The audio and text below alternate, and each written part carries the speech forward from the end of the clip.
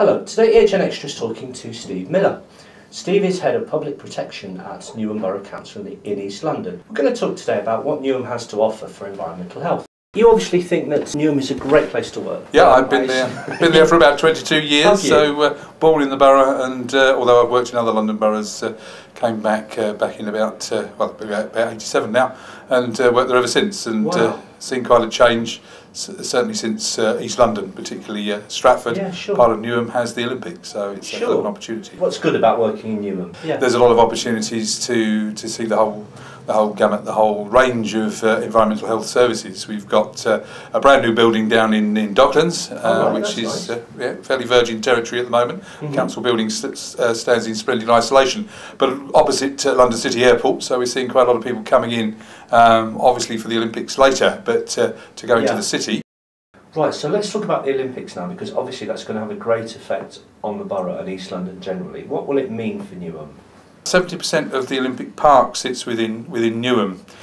It's got a number of impacts really, from a related environmental health matter. Obviously, the fact that we've got so many people will be descending upon us will have an influence. But the amount of people really is the biggest worry that we have. In terms of visitors, people.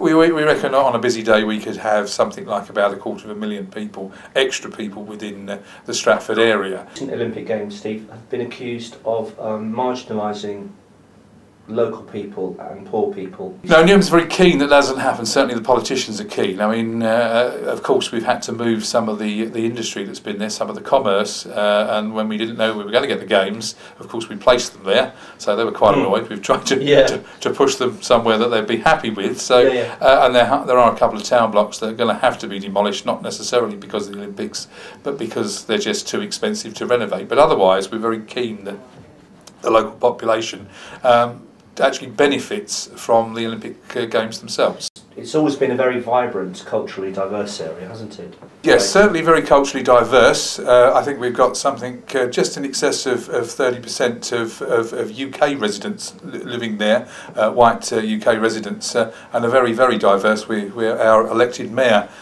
says we're the most diverse borough in the world, probably very close to that, but very, very many different creeds and races and cultural beliefs. In there we have some home working, we have flexible working in effect.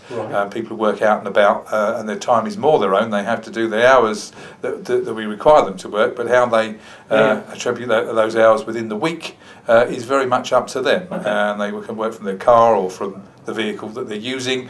Some people use cycles, others just use public transport. What do you think you've gained most from your career, Steve, working in environmental health and trading standards? What attracted me, and it's certainly true now, is that the studying part of it, which I think we all have to do, whatever profession we take up, all of it is relevant to the work that you do. The fact that every single minute of studying that I did had some relevance to the work that I did, whereas I think with many professions you're only picking up bits and pieces. Yeah, so it's just theoretical body language. And you're out there, out and about. Certainly, when I did it, it was day released, but it's often either sandwiched now, or you have a year out, or do your professional part at the end. But nevertheless, you need some practical training during your theory part. So it's not just theoretical, is it? It's practical knowledge. Actually helping people.